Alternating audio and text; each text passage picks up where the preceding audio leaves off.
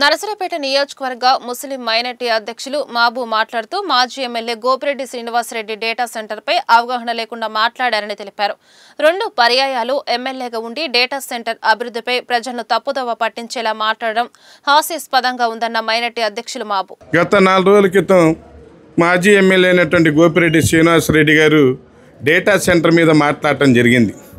ఒక data centre అంటే కంప్యూటర్లో గూడెం అని చెప్పి ఒక మాజీ ఎమ్మెల్యే 10 సంవత్సరాల రాజకీయంగా ఎమ్మెల్యేగా అనుభవం ఉన్న వ్యక్తి డేటా సెంటర్ని పట్టుకుని వాళ్ళ కంప్యూటర్లో గూడెమని చెప్పి దానివల్ల రేడియేషన్ వస్తుంది, ఆ ఓవర్ హీట్ వల్ల దానికి కూలింగ్ సెంటర్లు నిర్మించాలా, వాటర్ మొత్తం వైజాగ్కు సరిపోయే వాటర్ మొత్తం ప్రజలకు ఇచ్చే వాటర్ మొత్తం రేపు డేటా సెంటర్కి ఇస్తారని చెప్పి అవగాహన రాజ్యమైన మాటలు మాట్లాడటం జరిగింది గోపిరెడ్డి శ్రీనివాసరెడ్డి గారు. ఇవాళ ఒకటే అడుగుతున్నాం గోపిరెడ్డి శ్రీనివాసరెడ్డి గారిని డేటా సెంటర్ గురించి. ప్రపంచంలోనే అమెరికా తర్వాత అత్యున్నతమైన డేటా సెంటర్ మన వైజాగ్ రావటం మన గర్వకారణం అని చెప్పి అందరూ అనుకుంటుంటే మీరు ఈ రకంగా మాట్లాడటం దారుణమైన విషయం. అయితే నిన్న మీ పార్టీ అధ్యక్షులైనటువంటి జగన్మోహన్ రెడ్డి గారు మాట్లాడుతూ డేటా సెంటర్ని మేము ఆహ్వానిస్తున్నాం.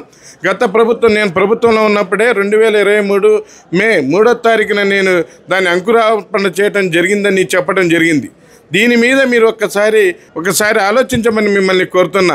ఈ రోజుకైనా మీ పార్టీ వారు ఇవాళ డేటా సెంటర్ మీద పిల్లి మొగ్గల్లాగా ఇవాళ మొన్న ఒక మాట ఇవాళ ఒక మాట మీ సాక్షి ఛానల్లో కానీ మీ సాక్షి పత్రికల్లో కానీ డేటా సెంటర్ మీద ఎలాంటి మాటలు మాట్లాడారో ఒకసారి పరిశీలించమని మిమ్మల్ని కోరుతున్నా.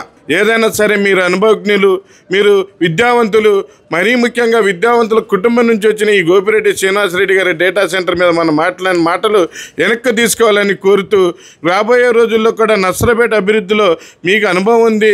గతంలో 10 సంవత్సరాలు ఎమ్మెల్యేగా పనిచేసిన మీరు రేపు అభివృద్ధిలో పాలు పంచుకొని సలహాలు సూచనలు ఇవ్వాలే కానీ ఇవాళ విద్యార్థుల భవిష్యత్తు ప్రపంచంలో దూసుకెళ్తున్న డేటా సెంటర్ మీద అవగాహన రచన చేసిన మాట్లాడిని మేము తీవ్రంగా ఖండిస్తూ ఇప్పటికైనా మీరు తెలుసుకొని మాట్లాడాలని చెప్పి గోపిరెడ్డి శ్రీనివాసరెడ్డి గారిని కోరుతున్నాం.